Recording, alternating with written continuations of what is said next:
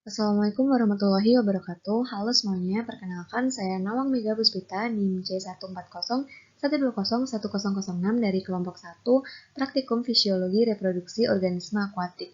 Pada video kali ini saya akan mereview pertemuan 1 hingga pertemuan ke-13 tentang Praktikum Fisiologi Reproduksi Organisme Akuatik. Dan pada video kali ini saya akan membahas secara spesifik terhadap ikan mas, namun pada beberapa materi dan hasil praktikum tidak membahas mengenai ikan mas. Adapun topik bahasan yang akan dibahas yaitu ada ciri seksual primer dan sekunder, organ reproduksi, perkembangan gonad, diameter telur dan fekunditas, HSI dan GSI, induksi hormon, rekayasa kelamin, teknik biosai, dan pengawetan gamet. Ciri seksual primer ditandai dengan terdapatnya organ yang memiliki keterkaitan dengan proses reproduksi secara langsung, yaitu pada ikan betina terdapat ovarium beserta salurannya, dan pada ikan jantan terdapat testis beserta salurannya. Untuk ciri seksual sekunder merupakan ciri seksual yang dapat diketahui atau diamati dari luar seperti morfologi dan hal-hal selain dari ciri seksual primernya. Ciri seksual sekunder terdiri dari dimorfisme dan dikromatisme. Dimorfisme dilakukan dengan pengamatan morfologi, ukuran, bentuk tubuh, dan adanya organ khusus. Sedangkan untuk dikromatisme melalui pengamatan yang berdasarkan pada perbedaan warna dan corak. Adapun ciri seksual primer dan sekunder pada ikan mas, untuk ciri seksual primer pada ikan mas betina itu memiliki ovarium dan 3 lubang, yaitu lubang anus, lubang pengeluaran telur, dan lubang urin. Sedangkan pada ikan mas jantan memiliki testis dan 2 lubang, yaitu lubang anus, serta lubang pembuangan urin dan sperma. Lalu untuk ciri seksual sekundernya, ikan mas jantan memiliki tubuh yang lebih ramping, lubang genitalnya berwarna pucat. Sedangkan pada ikan mas betina memiliki bentuk tubuh yang membulat, lubang genitalnya berwarna kemerahan. Lalu ada organ reproduksi ikan mas. Untuk ikan mas jantan memiliki sepasang gonad yang berbentuk tabung, berwarna putih susu dan aman untuk dilakukan stripping. Sedangkan ikan mas betina memiliki gonad sepasang yang berbentuk tabung, berwarna kuning gelap dan terdapat butiran kecil.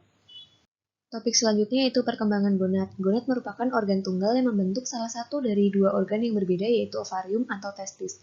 Gonad berperan untuk menghasilkan gamet di mana pada testis terdapat spermatogonia dan pada ovarium yaitu diproduksinya oosit.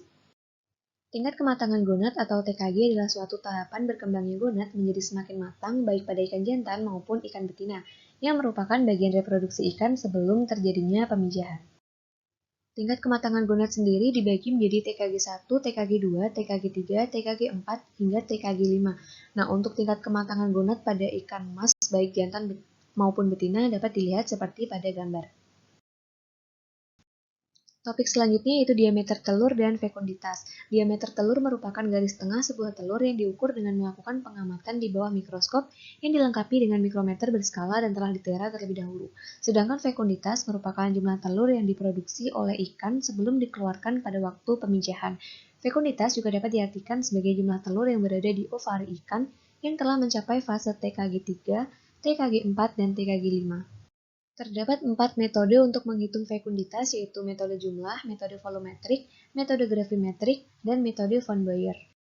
Berikut merupakan contoh penghitungan fekunditas menggunakan metode gravimetrik, di mana rumusnya F atau fekunditas sama dengan G besar atau berat gonad total dalam gram dibagi dengan G kecil yaitu berat gonad contoh dalam gram dikali dengan N atau jumlah telur contoh dalam satuan butir. Nah, di contoh soal ini diketahui berat gonad totalnya itu 100 gram dan berat gonad contoh 20 gram dengan jumlah telurnya ada 50 butir. Untuk penyelesaiannya sendiri tinggal memasukkan rumus yang telah diketahui sebelumnya dan diperoleh hasilnya itu 250 butir. Selanjutnya ada GSI atau Gonadosomatic Index dan HSI atau Hepatosomatic Index. Nah, GSI ini merupakan perbandingan antara bobot gonad ikan dengan bobot tubuh ikan. Sedangkan HSI merupakan perbandingan antara bobot hati ikan dengan bobot tubuh ikan. Lalu pada praktikum fisiologi reproduksi organisme akuatik yang telah dilakukan itu diperoleh bobot total ikan mas sebesar 255 gram. Lalu diperoleh juga bobot gonad gambarnya berada di sebelah kiri yaitu sebesar 4,11 gram. Lalu diperoleh juga bobot hati dengan berat 1,64 gram yang gambarnya berada di sebelah kanan. Nah, selanjutnya kita dapat menghitung GSI dan HSI. Untuk GSI sendiri dapat dihitung menggunakan WG atau bobot gonad dibagi dengan W atau bobot tubuh ikan dikali 100 gram dan diperoleh hasilnya 1,61176%. Lalu untuk yang HSI-nya dapat dihitung menggunakan rumus WH per W dikali 100% atau bobot hati dibagi dengan bobot tubuh ikan dikali 100 dan diperoleh hasilnya 0,6431377%. Selanjutnya ada hipofisasi, yaitu merupakan teknik penyuntikan hipofisa ke ikan lain. Hipofisasi ini bertujuan untuk merangsang pemijahan. Nah, hipofisa sendiri itu merupakan kelenjar yang letaknya di bawah otak dan berfungsi untuk memproduksi hormon yang mengandung gonadotropin untuk pematangan gonad. Hipofisasi ini ada menggunakan sistem kering dan juga sistem basah. Untuk sistem kering itu menggunakan aseton, sedangkan sistem basah itu menggunakan alkohol. Nah, untuk aseton dan alkohol ini tuh fungsinya untuk mengeluarkan air dari kelenjar hipofisa sehingga diperoleh hipofisa murni. Langkah pengambilan organ hipofisa yaitu yang pertama mematikan ikan dengan menusukkan jarum tepat pada bagian medula oblongata. Selanjutnya yaitu memotong bagian kepala ikan, lalu kepala ikan dibelah dan kemudian dibuka bagian tengkoraknya. Selanjutnya dicari bagian hipofisa ikan yang letaknya di bawah otak dan dicirikan dengan warna putih kecil. Hipofisa yang telah didapatkan kemudian direndam dalam larutan aseton dan didiamkan selama 12 jam.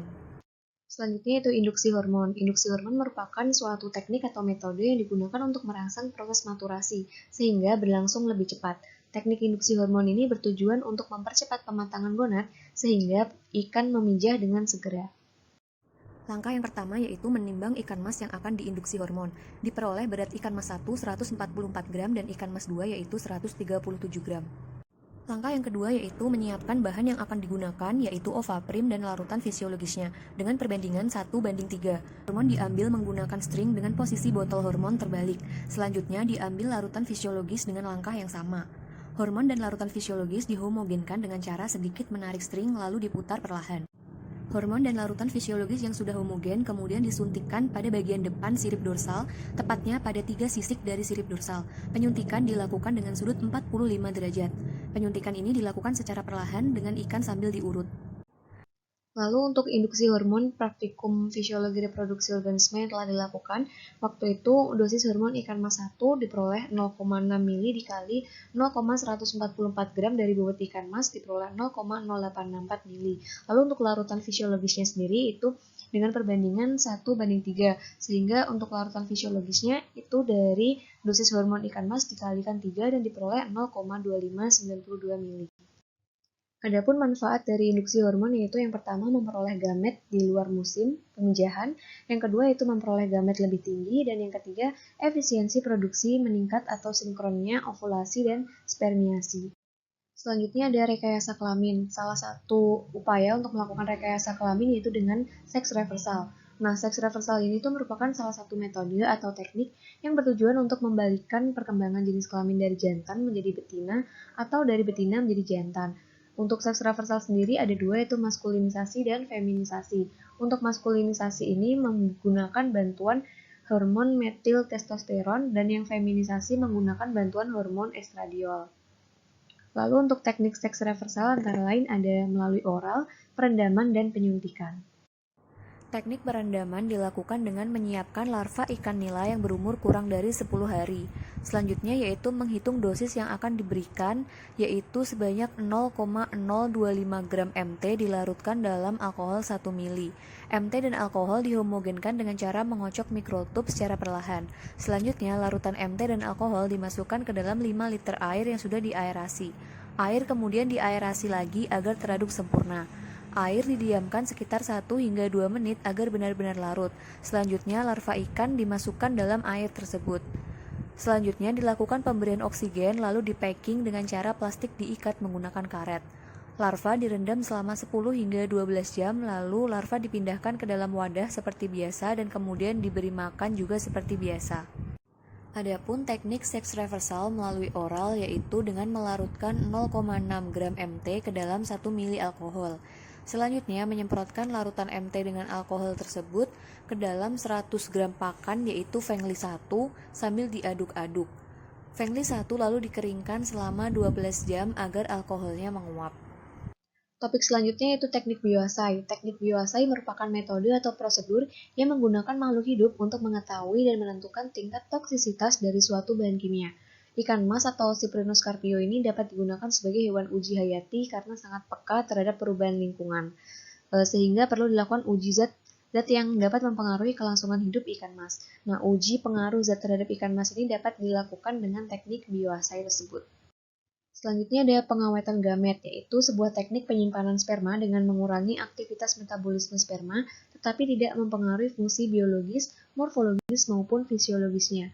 Adapun tujuan dari pengawetan gamet yaitu menghindari gamet overpairing, intensifikasi produksi benih, memungkinkan pemijahan pada saat pematangan gonad yang berbeda, menggantikan biaya pemeliharaan induk, memudahkan pemindahan sel sperma tanpa pengangkutan induk, serta diperoleh ikan dengan pematangan gonad yang berlangsung secara bersamaan. Dalam proses pengawetan gamet ini memerlukan larutan extender, yaitu media pengencer atau bahan tambahan yang memberikan nutrisi sehingga sperma memperoleh energi selama proses pengawetan. Adapun contoh dari larutan extender yaitu madu, air kelapa, sari kurma, Pocari Sweat, dan Ringer Lactate atau larutan fisiologis. Selanjutnya yaitu metode preservasi sperma, di mana ada 3 metode yaitu motilitas sperma, kepadatan sperma, dan viabilitas sperma. Motilitas sperma merupakan parameter yang berfungsi untuk mengatur kelangsungan hidup spermatozoa, biasanya dilihat dari banyaknya spermatozoa yang bergerak progresif. Untuk kepadatan sperma ini dapat dihitung melalui hemasitometer menggunakan rumus rataan keseluruhan sel dikali 25 dibagi 0,1 mm3. Lalu untuk viabilitas sperma, yaitu kemampuan spermatozoa untuk bertahan hidup setelah melewati proses pengenceran dengan cara penambahan larutan eosin. Nah, sperma yang berwarna merah merupakan sperma mati karena menyerap larutan eosin, sedangkan sperma hidup berwarna putih. Viabilitas ini menjadi penentu kualitas sperma dari induk jantan. Berikut merupakan daftar pustaka yang saya gunakan dalam menyusun materi untuk video ini. Kurang lebihnya saya mohon maaf. Wassalamualaikum warahmatullahi wabarakatuh.